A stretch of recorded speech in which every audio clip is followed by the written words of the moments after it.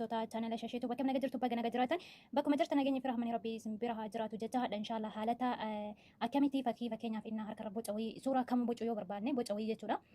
Akkasuma fakkeessinee haalata boca akkamittiin akka bocnu fakkeenyaaf innaa warri harkarratti namaaf ibsu yookiin innaan barataa dura yookiin immoo qalamaan daftararra waan tokko ogummaa yeroo eegalanii akka nama hin dhibneef akka nama laafuuf baratuuf yeroo baratanii akkamitti jalqaba irraa kaanii waliin laallaa isin barsiisa inshallah ogummaa fakkeenyaaf kunniin boca akkanaa fakkeenyaaf bocee jira fakkeenyaaf boca kana harka inni irraa ibsama akkanatti illee waraqata irratti boca kana ibsanii harka irra laxxafachuu ni danda'an jechuudha. Akkasuma innaa yoo ibsachuu barbaadan shamarran keenya jechuudha innaa haraama miti ibsatanii namaaf odeemutu gaarii miti malee halaala jechuudha. Akkasuma innaa yoo ibsachuu barbaadan fakkeenya boca akkanaati harka irra jechuudha qubbii irratti akkana fakkeenyaaf ganaa irratti akkasuma filaawura kan fakkaatu akkaataa yaani waan adda addaatiin gosa adda addaatiin akkamitti waan kana akkamitti bocuu isin garsiisa jalqabaa fi dura qalamumaan eegalla gariin dammoo innaanis ni eegala an dammoo qalamumaan eegala jalqaba isin mul'isa warra baratuu fedhuu fi warri beektanii yeroo matakkaanii innaa irratti harka irra ibsuu dandeetta. Anamma dammoo maal godhuu barbaada warra hin beekne akka barataniif boca akkanaa bocuma kamuu haa ta'u fakkii adda addaa kaartoon irraa waa adda addaa bocanii hojjechuu wantuma ta'e irraa baqa waa akkasii ogummaa akkasii inshallah akkasuma maatii chaanala keetaa waa hedduu si barsiisadheet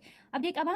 Amma dammoo inshallah waliin laalana waliin tura akkasumatti fakkii adda addaa fakkii simbiraa fakkii namaa fakkii akkasuma lakkoofsa maqaa namaa fakkeenyaaf saayin akkamitti harka irratti jechuudha eeppiin akkamitti aayin akkamitti maayin emmi bi haayin dammoo saayin akkamitti isin garsiisa na waliin tura isinin jedha inshallah akkaataa boca kanatti bocu isinitti mul'isaa jalqabarraa bismillah. Fakkeenyaaf boca ganaa irratti yookiin dammoo harka irratti namaaf ibsan eegala amma haala kanaan duraan dursanii warra baratuuf fedhu bakka itti baratanii isin garsiisa bismillah. Fakkeenyaaf akkana geengoo uumanne okay. Fakkeenyaaf ammaa kun harka irratti haa jennu harka irratti okay.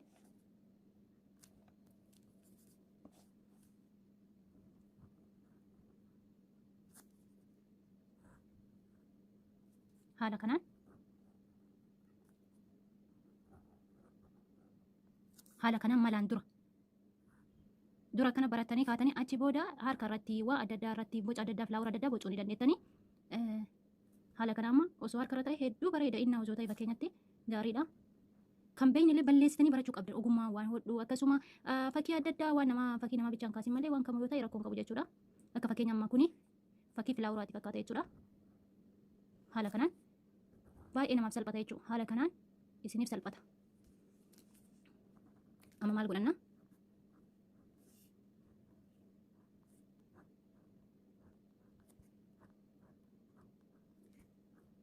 Haala kanaan harka irratti akkana yoo bocan haala hedduu jira inshallah daqiiqaa isin dheerata mee yoo danda'e haguma danda'e isin dheeressa haguma danda'e isinitti garsiisa boca adda addaa filaawura adda addaa akkaataa bareedu haala kana amma kuni ni bareeda tokko jidduu dhiisaa tokko dammoo gurraachesina tokko jidduu dhiisaa tokko haala kanaan irra darbaa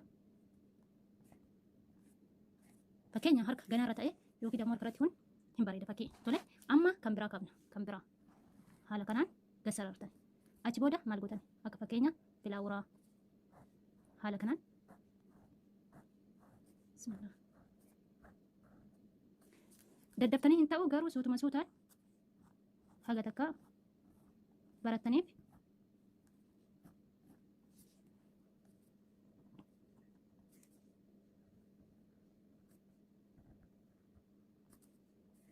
fakkeenyaaf akkana amma boca biraa haa bocnu fakkeenyaaf asiin akka fakkeenya fakkii muuzii ammas asumaan akkuma fakkeenya isaa irratti tole ammas fakkii akkana fakkeenyaaf fakkii simbiraan ni fakkaata maan beekaman dabsuu fakkaata fedha fakkii biraa uumuu fedha haala kana godhe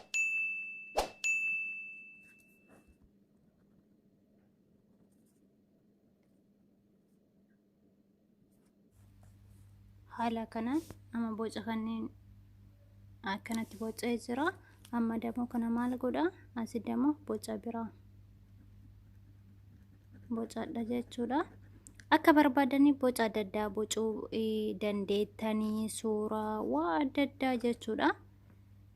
Fakkii adda addaa namni hundinuu ka barate amma waa hunda fakkii kaasu duraan dursee haaluma kanaan barate jechuudha.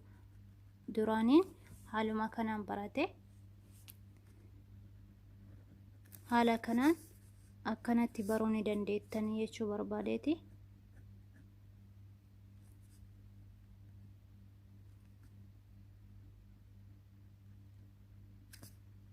diizaayinii waa adda addaa irraa uumu fakkeenya boca kanaa kanneen fakkeenya kanneen yeroo dura namu akkanatti boca ammas boca biraa asitti walumaan boca fakkii biraa jechuudha. haala kanaan akkana godhadha.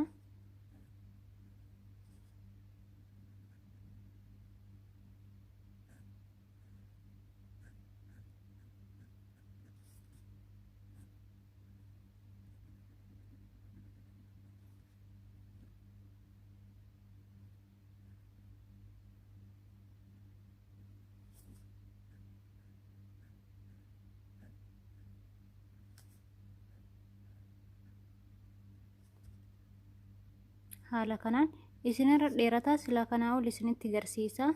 maaliidhaaf suuta kana wanti isin mul'isuu fi yoo baruu feetanii daddafee viidiyoonii daddafee illee isin godhuun ni danda'ama. garuu haala kanaan suuta malaan akkaataa boca waa adda addaa itti bocan waa isin garsiisuuf fisanii fi fakkeenya kanallee ta'e akka fakkeenya filaawora wardaa waa adda addaa uumuu dandeettan jechuudha. fakkii adda addaa dura namuu akkanumatti barata jechuudha. nama qalama isin barsiisuu barbaade qalamaan dura suuta akkaataa boca adda addaatti bocan haala kanaan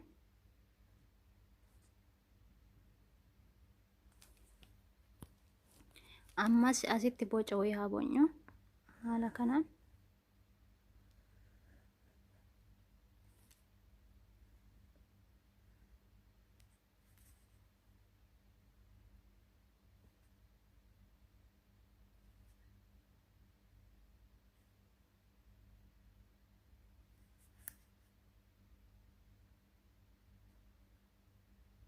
amma asitti fakkeenya uma tokko isiniif garsiisaa jira.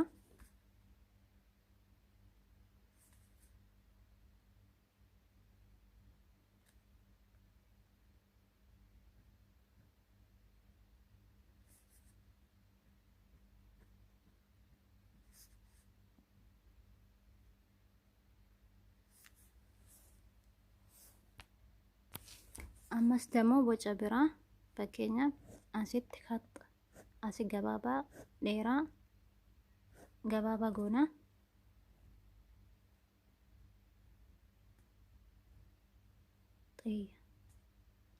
fakkeenyaaf kunniin bocni akkanaa kun harkarra fakkeenyaaf yoo bocame hedduu bareeda.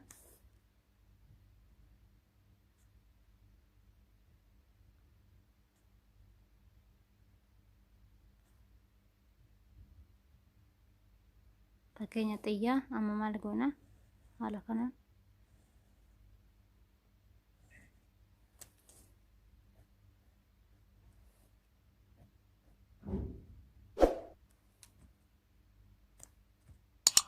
kajidduu dhiisna.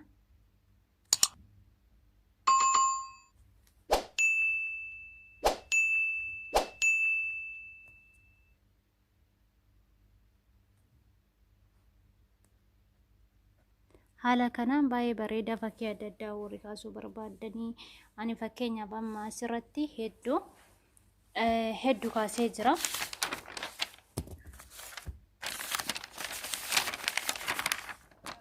fakkeenyaaf qubee adda addaa akkuma dura isin agarsiisanii boca adda addaa haala kanaan diizaayinii garagaraan jechuudha bocuu dandeettanii warri barachuu waa adda addaa bocuu barbaadanii achi booda harka irratti ibsuu dandeettan jechuudha. akkuma diizaayinii garagaraadhaan jechuudha. haala kanaan akkanatti bocaniitti barachuu yoo barbaadanii diizaayinoota adda addaatiin baay'ee isinirra dheeressee jira. inshallah liqeessa guyyaa biraa kukkuteetti isiniif ni godha.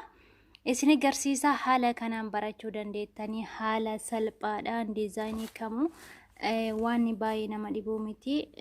haala kana barachuu dandeetta isinin jedha.